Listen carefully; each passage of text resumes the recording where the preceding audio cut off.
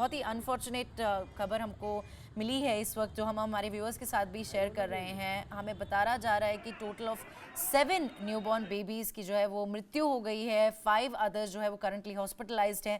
क्या लेटेस्ट है जो आप हमारे व्यूअर्स के साथ शेयर कर सकती हैं?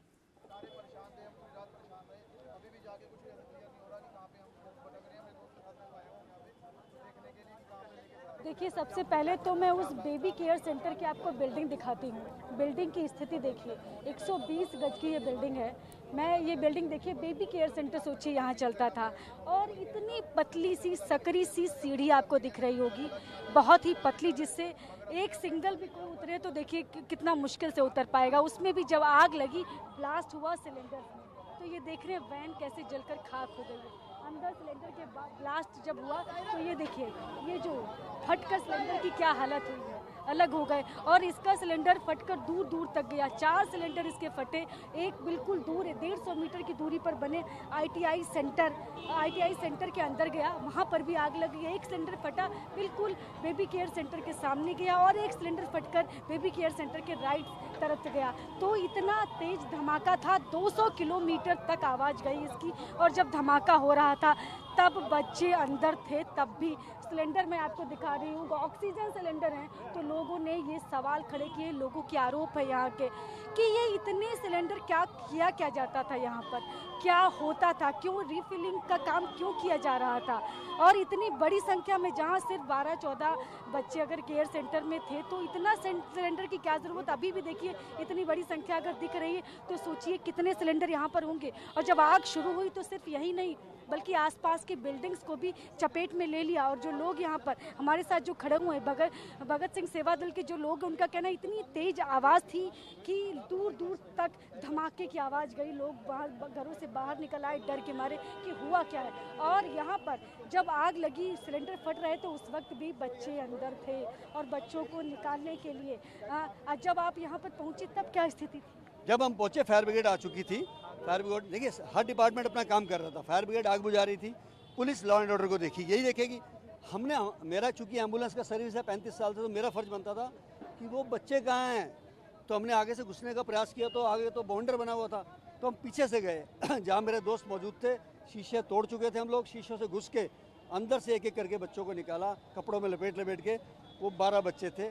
ये हमने जो हादसा देखा है, ये सारा अपनी आंखों से। क्या स्थिति थी उस वक्त, क्या बच्चे, क्या हालत? बच्चे झुलसे हुए थे सारे, उनके पालने जल चुके थे।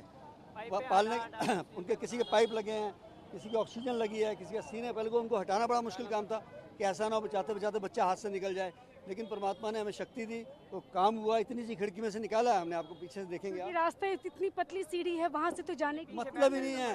मैं आपको दिखा सकता हूँ पीछे की विंडो, जहाँ से निकाला, आप हैरान हो जाएंगे भी निकाला कैसे आपने यहाँ से। और वहाँ से मैं अंदर भी घुसा, और खिड़की तोड़कर आप शीशे तोड़कर अंदर पहुंचे, और शीशे तोड़े।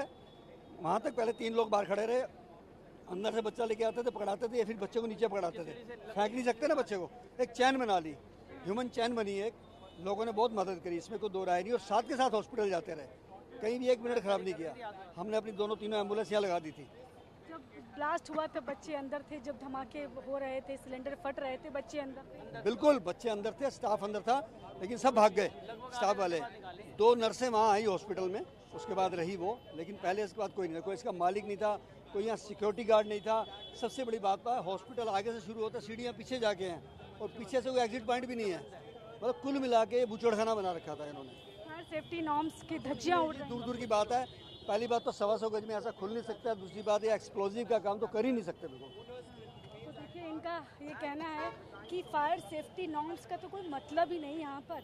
और हालत देखिए, 120 गज की ये बिल्डिंग, और यहाँ पर जो लोग हैं वो बता रहे हैं क्या स्थिति थी जब सिलेंडर फट रहे थे। कैसी, जैसे फायर क्रैकर्स, जैसे सिलेंडर जैसे ब्लास्ट होता है, दूर दूर तक ब्लास्ट। एक सिलेंडर फट के वहाँ इतनी दूर जाता है, आईटीआई कॉलेज में पहुँचता है, एक सिलेंडर दूसरी तरफ गिरता है, एक दूसरी तरफ गिरता है, तो आसपास लोगों के घरों तक में सिलेंडर फटे। ये देखिए आग कहाँ तक गई है। तो बिल्डिंग देखिए आप, किस तरह से आग कैसे लगी और कहाँ तक पहुँची है। सिलेंडर फट के देखिए टुकड़े कैसे फटे हुए हैं, वो हम आपको टुकड़ों से देखिएगा। हालत क्या है, कितनी भयंकर आग होगी, वो आप तस्वीरों में देखिए।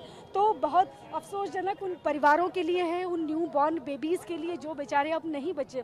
वो बच्चे जो अब घरों के चिराग थे अब ख़त्म हो चुके हैं, बुझ चुके हैं, और उन जो बच्चे बचे हैं उनका इलाज हो रहा है। तो सबसे उन परिवारों ने बच्चे खो दिए अपने, लेकिन सबसे बड़ा जो सवाल यही खड़ा होता है कि 120 गज की इस बिल्डिंग में कैसे चल रहा था ये बेबी केयर सेंटर। और देखिए हालत क्या है, कैसे सब जो चीज़ें जली हुई हैं वो मैं आपको दिखा रही हूँ। वो हालत देखिए, अंदर देखिए, अंदर जो सीट से शायद बैठते होंगे लोग, कितनी पतली जगह है ये कितनी सकरी सीढ़ियाँ। उन्होंने बताया, जो बता रहे थे वो जिन्होंने रेस्क्यू किया बच्चों को, भगत सिंह सेवा दल के, उनका भी कहना है कि सिर्फ ये पतली सी सीढ़ी है, सकरी सी, इससे भी कैसे कोई बाहर आएगा जब आग लगेगी। तो उन्होंने पीछे से विंडो को तोड़कर वहाँ से बच्चों को निकाला, और कैसे क्या हालत थी। ब्लास्ट हो रहा था, बच्चे अंदर थे, आधे बच्चे तो शायद ब्लास्ट में ही, सोचिए उनकी क्या स्थिति हुई होगी। तो वो शायद वो दर्द जो है वो बयां करना बहुत मुश्किल है।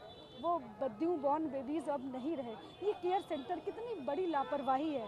इतनी फायर सेफ्टी नॉर्म्स की बात होती है, ये राजधानी है, राजधानी में ये हाल, जहाँ के 120 गज में ये बेबी केयर सेंटर चल रहा है, राजधानी का सोचिए ये हाल है।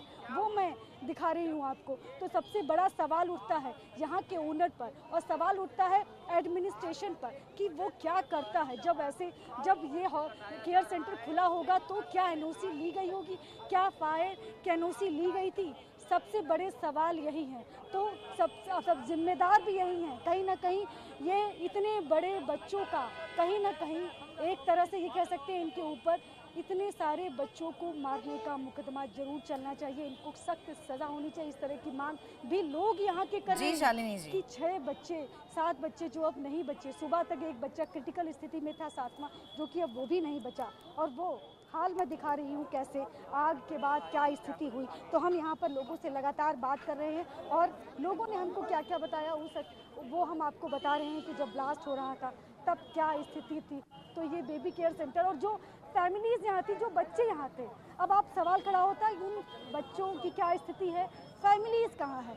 तो उसकी भी मैं स्थिति आपको बताती, फैमिलीज़ को कुछ नहीं पता है। वो जी शालिनी जी, हम इनफैक्ट समझ सकते हैं कि उन परिवारों के ऊपर क्या बीत रहा होगा जिन्होंने ये 7 नन्ही जाने जो है वो गंवा दी हैं।